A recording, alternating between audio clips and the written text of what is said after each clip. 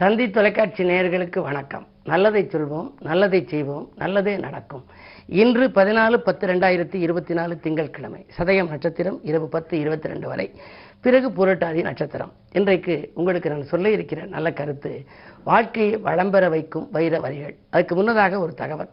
நாளைய தினம் ரிஷபராசியில் இருக்க குரு வக்கரம் அடைகிறார்.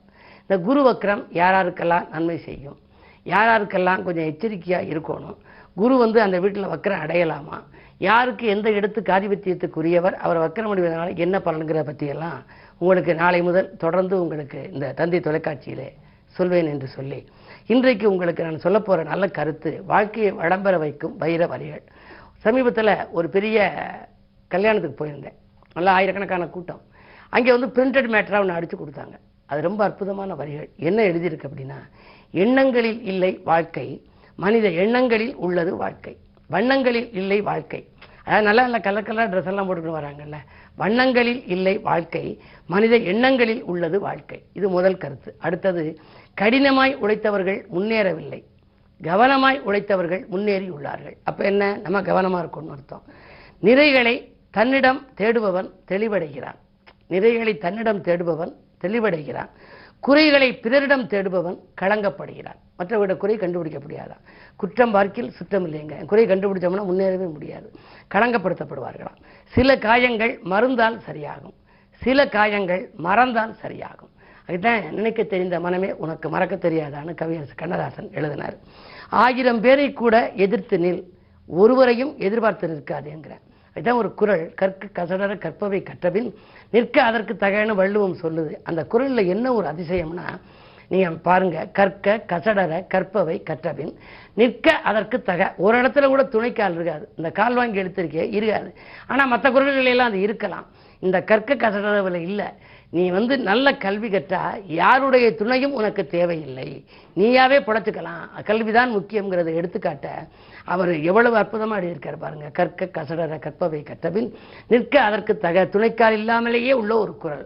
எத்தனையோ குறள் இருக்கு. இப்போ துறவுன்னு ஒரு அதிகாரம், உதடூட ஒட்டிக்க கூடாது. யாதனின் யாதனின் நீங்கியான் நோதல் அதனின் அதனின் இல. அந்த துறவரத்துக்கு இலக்கணமாக அந்த குறள் எழுதியிருக்காரு. இப்படிப்பட்ட அமைப்பில் 1000 பேரை கூட நீ எதிர்த்து நில், ஒருவரையும் எதிர்பார்த்து நிற்காதே, தன் காலில் இருக்கணும். வியர்வை துளிகள் உப்பாக இருக்கலாம், நமக்கு வர்ற வியர்வை இருக்கிறது உப்பாக இருக்கலாம், ஆனால் அவை வாழ்க்கையை இனிப்பாக மாற்றும். இது போல நிறைய வரிகள் இருக்கு. இது போன்ற வைர வரிகளை நீங்கள் பார்க்கிற பொழுது எழுதி வச்சுக்கணும். அவற்றையெல்லாம் உங்கள் இல்லங்களில் நடைபெறும் மணவிழாக்கள், ஆலயங்களில் நடைபெறும் விழாக்கள் எல்லாம் கொஞ்சம் கூட்டங்கள் எல்லாம் கூடுகின்ற இடத்திலே இதை அச்சிட்டு கொடுத்தால் படித்தவர்கள் இதை படித்து ரசிப்பது மட்டுமல்ல, வாழ்க்கையிலும் கடைப்பிடிப்பார்கள். இந்த வைர வரிகள் வாழ்க்கையை வளமாக்கும் என்ற கருத்தை தெரிவித்து இனி இந்திய ராசி பலன்களை இப்பொழுது உங்களுக்கு வழங்கப் போகின்றேன். மேசராசி நேயர்களே, இன்று உங்கள் ராசிநாதன் செவ்வாய் 3ஆம் இடத்தில் முன்னேற்ற பாதையில் அடியெடுத்து வைக்கப் போகின்றீர்கள். உடன்பிறப்புகள் உதவிக்கரம் நீட்டுவார்கள். உள்ளத்தில் நினைத்ததை உடனடியாக செய்து முடிப்பீர்கள்.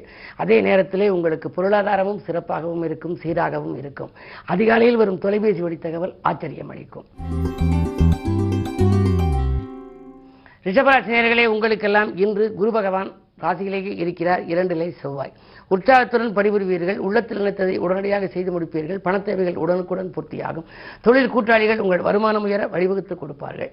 என்ன இருந்தாலும் 7 சுக்கிரன் இருப்பதால் சில இடையூறுகள் வரலாம், அதை சாமர்த்தியமாக சமாளித்து விடுவீர்கள். மிதுனராசினியர்களே, ராசியிலேயே 6க்கு அதிபதி செவ்வாய். உத்தியோக மாற்றம், இடமாற்றங்கள் உறுதியாகலாம். அதிக விரயத்தின் மூலம் அல்லல்களும் ஏற்படும். அரைகுறையாக பல பணிகள் இருக்கிறது என்று கவலைப்படுவீர்கள். அருகில் இருப்பவர்களை அனுசரிப்பு குறையாமல் பார்த்துக் கொள்ளுங்கள். உத்தியோகத்தில் மேலதிகாரிகளை வெறுப்புக்கு ஆளாகாமல் இருக்க வேண்டும். எனவே மேலதிகாரிகள் கொஞ்சம் பொறுப்புகளை உங்களுக்கு கூடுதலாக கொடுப்பார்கள். அனுசரித்து செல்ல வேண்டிய நாள் இந்த நாள். கடகராசி நேயர்களே, உங்களுக்கு சந்திராஷ்டமம். அதிக விரயத்தால் அல்லல்கள் ஏற்படுகின்ற நாள். அருகில் இருப்பவர்கள் உங்கள் மீது குற்றம் சுமத்துவார்கள். செய்யாத குற்றத்திற்கு கூட வீண்பலிகள் ஏற்படலாம். 8 சனி இருப்பதனாலே இடையூறு சக்திகள் மேலோங்கும் இந்த நாளில் எதையும் நீங்கள் அரைகுறையாக செய்துவிட்டு பல பணிகள் பாதியிலேயே நிற்கிறதே என்று கவலைப்படுவீர்கள். சாதுரியமாக நீங்கள் நடந்து கொள்ள வேண்டும். அதே நேரத்தில் எதிர்மறை சிந்தனைகள் அதிகரிக்கும். நேர்மறை சிந்தனைகளை வளர்த்துக் கொள்ளுங்கள். வழிபாட்டிலே கவனம் செலுத்துங்கள். இன்று திங்கட்கிழமை, எனவே இன்று ஆலயம் சென்று அம்பிகையை வழிபடுவது நல்லது. சிம்மராசி நேயர்களே, உங்களுக்கெல்லாம் சிந்தித்து செயல்பட வேண்டிய நாள். சந்தித்த நண்பர்களால் சங்கடங்கள் ஏற்படலாம். பொருளாதாரத்தில் பற்றாக்குறை ஏற்படும். ஒரு கடனை அடைக்க மற்றொரு கடன் வாங்கும் சூழல் உருவாகலாம்.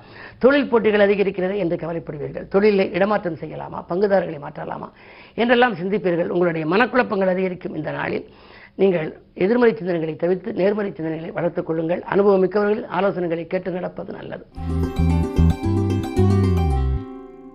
கன்னிராசி நேயர்களே, உங்களுக்கு பிரச்சனை மேல் பிரச்சனை வந்து கொண்டே இருக்கும்.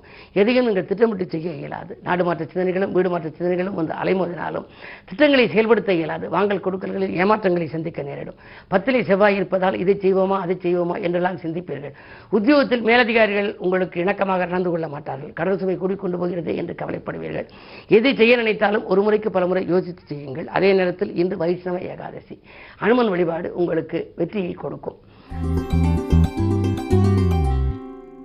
துலாம் ராசி நேயர்களே, ராசியிலேயே புதன் விரையாதிபதி இருப்பதால் விரயங்கள் மேலோங்கும். அதே நேரத்திலே வரவு 1 மடங்கு வந்தால் செலவு 2 மடங்கு ஆகலாம். ஆடை ஆபரண சேர்க்கை உண்டு. புதிய நூதன பொருட்களை வாங்குவதில் அக்கறை காட்டுவீர்கள்.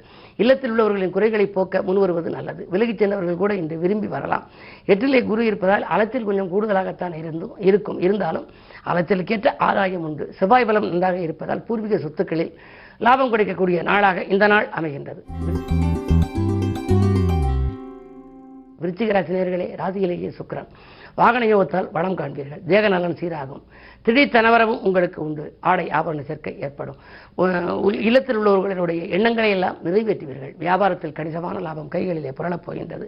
அஷ்டமத்தில் செவ்வாய் இருந்தாலும் அதனுடைய பார்வை உங்களுக்கு 11ஆம் இடத்திலும் 2ஆம் இடத்திலும் பதிவதனாலே சொத்துக்களால் லாபம் உண்டு. என்றைக்கோ குறைந்த விலைக்கு வாங்கி போட்ட சொத்து இப்பொழுது அதிக விலைக்கு விற்று அதற்கான மூலதனத்தை கொண்டு தொழிலை வளப்படுத்திக் கொள்ள முன் வருவீர்கள். இந்த நாள் மிக மிக இனிய நாள். கல்யாண கனவுகளும் நனவாகும் நாள்.